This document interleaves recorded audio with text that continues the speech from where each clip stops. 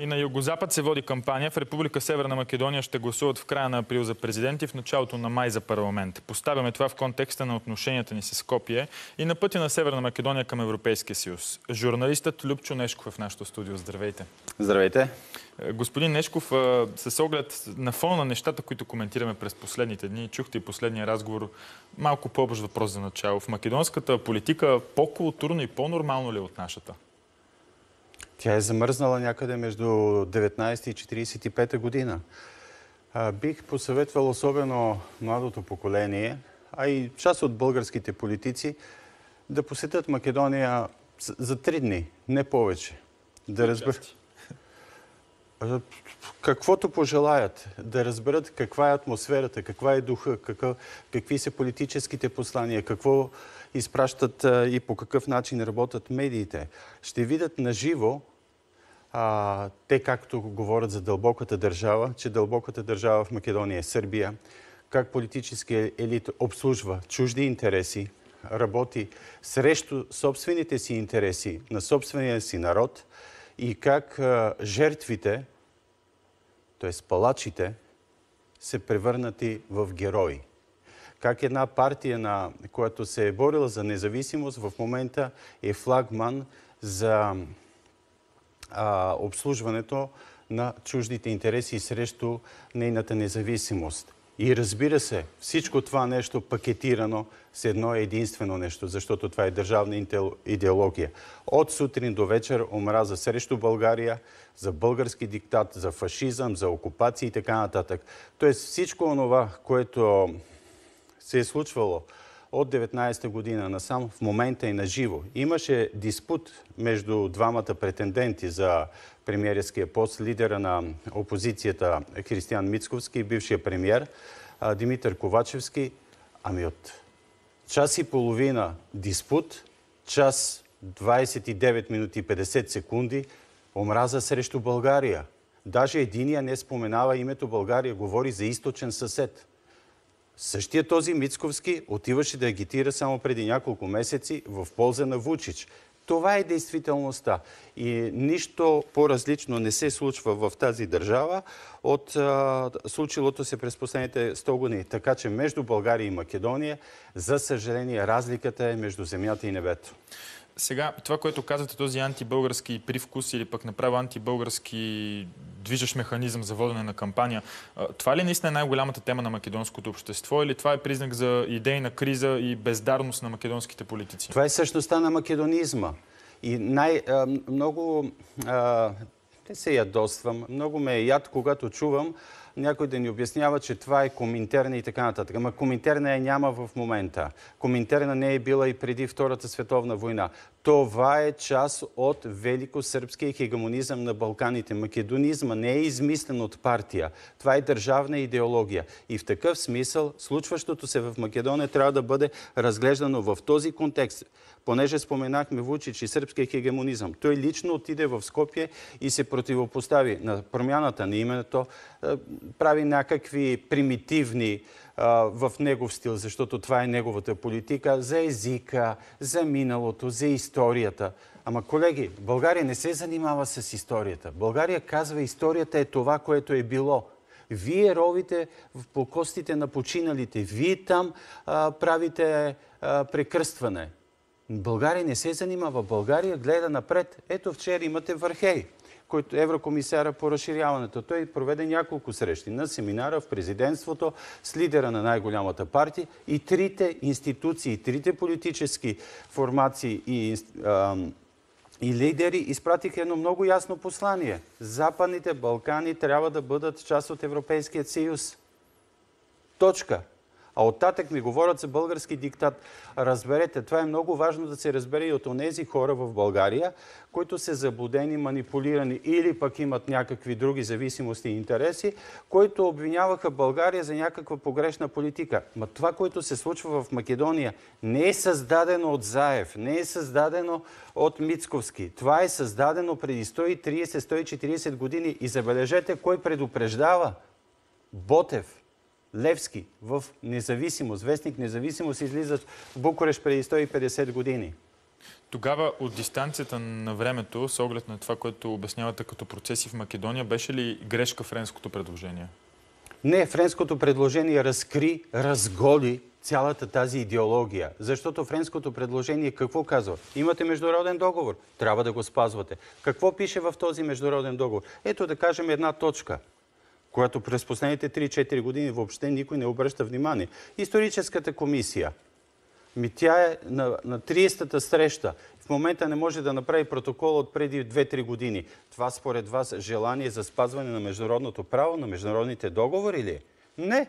Чисто и просто френското предложение в момента разкрива същността. И България, между другото, освен пред българското общество, което е наясно с тези неща в голяма степен, трябва да обясни рисковете пред европейските лидери за този проект. Защото управляващите в Белград в момента са същите онези, които извършиха геноцид в Босна. Същите онези, които разораха Хърватия, 30% от нейната територия. Бомбардираха Дубровник. Направиха 300 000 депортирани косовари в Македония и в Албания. Това са хората, които управляват. Аз не съм бил лидер на партията Милошевич. Той е бил Ивица Дачич. Аз не съм бил министър на информацията на Милошевич. Това е Александър Вучич. И вие какво смятате? Че тези хора са се променили? Сегашният премиер само преди няколко месеца каза, че Македония ще си счупи главата и Черна гора заради признаването на Косово. Има един голям американски експерт Ивана Стаднер, който непрекъснато предупреждава, че западните политици, включително и американския държавен департамент, подценяват случващото се на Балканите. Подценяват. И в този смисъл българската външна политика, освен че трябва да бъде единна и активна, защото хората на Балканите не заслужават поредни военни престъпления. Господин Нешков, тъй като няколко пъти споменавате... И само като потвърждение на последното, което казах, защото може някой да се очуди военни престъпления. Преди 4-5 месеца имаше терористична атака в Косово. И те отказват... За манастира ли говорите? Да, за манастира. Вижте, използват манастира. И това не е случайно, защото Сръбската православна църква, както казват черногорците, е идеолога. Това е сърцето и душата на сръбския национализъм. И последно изречение като потвърждение, президента на Република Сръбска, която е съставна част на Босна и Херцеговина Милорад Додик, знаете ли какво каза преди 2 дни? Че Сараево не е столицата на Република Сръбска, е Белград. Тоест той не признава държавата, в която живее. Добре, тъй като доста очевидно ни дърпа към великосръбската доктрина, влиянието на Белград и на Москва в Северна Македония. То е едно и също. Ако е така, но в крайна сметка ние виждаме като стратегически партньор и в някои от стратегическите документи на Република Северна Македония, именно Съединените американски щати, не са ли те вече фактора с по-голямо влияние там? Защо все ни дърпа към влияние на Белград и на Москва и дълбоката държава в Македония? Не е работа на американците да разберат до край всичко какво се случва в Македония. Те трябва да си изберат експертите, които познават, които могат да предвидят какви са опасностите. Аз ви споменах за един от тях. И това е една група, това е една голяма част от експерти в Държавния департамент, дори които вече виждат Западните Балкани като две части. Едната част, която е част от НАТО, и другата, която обслужва руските геополитически интереси. Република Сръбска, Сърбия и отчасти вече Черна гора, където посягат. Там ще бъде по-трудно. Но да предвидим, да предположим, че има ново посегателство. Ами ние сме съюзници в НАТО. Кой ще трябва да помага на Македония? Нашите български политици дават ли си сметка, предвиждат ли една такава ситуация? Какво ще се случи? С оглед на това, извинете, че ви прекъсвам, но нещата в отношенията ни сякаш... Защото ние им помагахме при подобно нещо, при депортацията. 300 000. Вижте, понеже заговорихме за антибългарската кампания. Македония е най-плячкосената държава от бивша Югославия. Отнеха всички банки за няколко седмици. Всичко, което имаше като капитал 1991 година, беше плячкосено. Армията изкърти щепселите, кабелите. Македония нямаше един бинт. Мивките изкъртиха, вратите.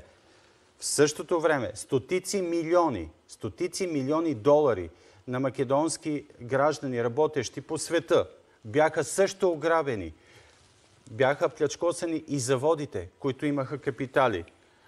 Един от тези заводи беше ръководен от мой братовчет. 150 милиона стока в Сърбия, конфискувана и изчезна.